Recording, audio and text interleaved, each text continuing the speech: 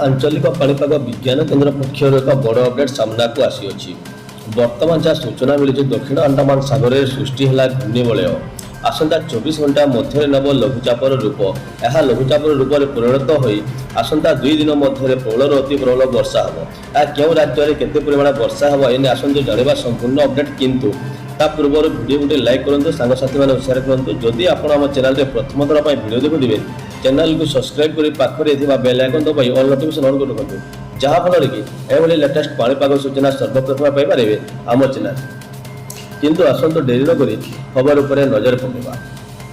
दक्षिण अंडमान सागर में घूर्णिबलय सृष्टि होती आसंता 24 घंटा मध्य यह लघुचापर रूप नेब पर पश्चिम उत्तर पश्चिम दिगरे गति कर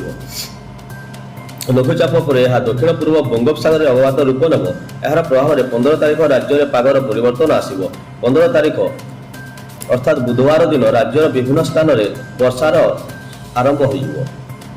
16 तारिख यह केन्द्रीय पार्श्ववर्ती दक्षिण बंगोपसागर अंचल में आहरी घनीभूत हो एक अपवात रूप नेब बोली भुवनेश्वर स्थित आंचलिक पाणीपाग विज्ञान केन्द्र पक्षर सूचना मिली विशेषकर मालकानगिरी कोरापुट रायगड़ा कटक जगतसिंहपुर बालेश्वर भद्रक जाजपुर और केन्द्रापड़ा वर्षा होबार संभावना रही 16 तारिख बढ़ वर्षार परिमाण उपकूल ओडिशा समेत आभ्यंतरीण ओडिशा 10टी जिले में वर्षा हो 17 और 18 तारिख सारा ओडिशा में मेघुआ पाग रहा सह किछि स्थान में प्रबल वर्षा होबार संभावना रही संभाव्य वर्षा को नजर रखी चाषी को सतर्क करिछि पाणीपाग केन्द्र अमूल योग्य होइतिबारु धान को चाषी माने यथा संभव सुरक्षित स्थान को नहीं जावाकू परामर्श दि जाइछि अन्य पक्षरे राज्यर पाहांतिया और संध्यार समय शीत अनुभूत होइछि एहा सह